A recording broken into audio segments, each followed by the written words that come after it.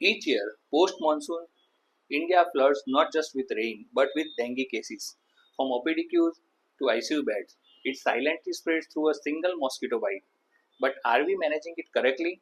Let's unravel the Indian clinical approach to dengue fever. So, dengue is a mosquito borne viral infection caused by dengue virus, a flavivirus with four serotypes dengue virus 1, 2, 3, and 4. It is transmitted by the female Aedes aegypti mosquito, which bites during daytime. India witnesses annual outbreaks peaking during the post monsoon period like July to November. Now, according to NVBDCP, that is National Vector-Borne Disease Control Program, millions of cases are reported yearly, especially in urban and semi-urban areas. The disease burden is underestimated due to subclinical and undiagnosed cases. Now, what is pathophysiology behind dengue fever? So, after the mosquito bites, the virus enters dendritic cells, there it replicates.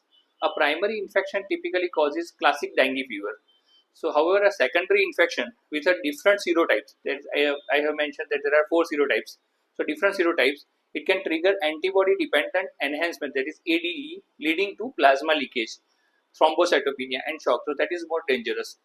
The cytokine storm and complement activation are central to vascular permeability and coagulopathy, which defines severe dengue.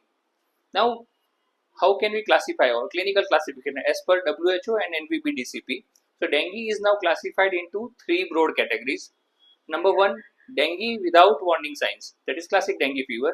So, fever with two or more things like headache, myalgia, rash, leukopenia, nausea, and positive tourniquet test. And second is dengue with warning signs. Warning signs means abdominal pain, persistent vomiting, fluid accumulation like pleural effusion or ascites, mucosal bleeding, lethargy, hepatomegaly of more than 2 cm, rising hematocrit or PCV with rapid drop in platelet counts. Now third one is a severe dengue. So in severe dengue there is severe plasma leakage. It will lead to shock or respiratory distress, severe bleeding or severe organ involvement like transaminitis like AST more than 1000, CNS encephalopathy, or in heart there is myocarditis. So clinical policy, don't have to wait for bleeding to label severe dengue. Plasma leakage is actually a silent clearer. Now what are the phases of dengue fever? So dengue fever progresses through three classic phases. Number one is febrile phase, that is classical between 2 to 7 days, in which there is high grade fever, retroorbital pain, rash, myalgias, dehydration risk. Number two is critical phase, in which there is a day 3 to 7, defervescence of fever but capillary leak start.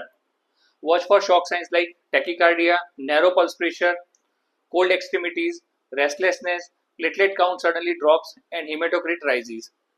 And number three is a recovery phase, in which there is reabsorption of leak fluid, then hematocrit actually normalize. Watch for fluid overload this time because due to IV aggressive fluid therapy in leakage phase. So the most fatalities they happen due to mismanagement during critical phase. So critical phase is very important. We have to manage it very carefully. So now number five is a diagnosis. So when to test and what to test. So for early diagnosis, like in initial 5 days, NS1 antigen by ELISA or rapid cut, dengue PCR in reference centers. For later phase, like after 5 days, IgM ELISA for dengue is highly specific after 5 days. IgG positive suggests past exposure or secondary infection. Also ordered CBC, we have to look for leukopenia, thrombocytopenia, and rising hematocrit. LFTs for transaminitis, that is very common in dengue. USG will show gallbladder wall edema, gallbladder wall thickening, pleural effusion, or ascites. They may indicate plasma leakage. So don't over rely on just platelet count. Rising hematocrit is a better indicator of severity. So you have to check CBC daily for checking hematocrits. Now management part. So there is no antiviral for dengue.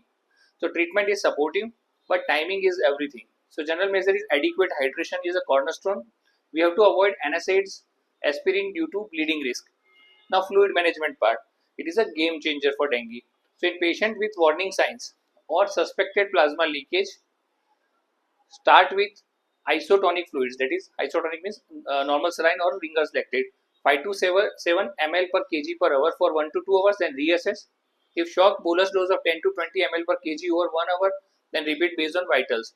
Once patient stabilized, then taper fluid slowly to prevent overload. Now, clinical caution is overhydration can be as fatal as underhydration in dengue. So, we have to be very careful about that. Then, platelet transfusion guidelines. So, platelet transfusion normally is not indicated solely for low platelets, only give when patient has active bleeding or platelet is less than 10,000 with high risk. Now, the admission criteria. So, admit patient with dengue who have a warning signs, that is abdominal pain, repeated vomiting, severe thrombocytopenia like platelet count less than 20,000, elderly patient, pregnant patient or patient with comorbidities, inability to maintain oral hydration, and rapid fall in platelet or rise in hematocrit. Now, how can we prevent this? So, prevention focus is on mosquito control. So, we have to remove breeding sites like stagnant water, personal protection measures like nets, repellents. We have to wear full sleeve clothes. Community awareness during monsoon season.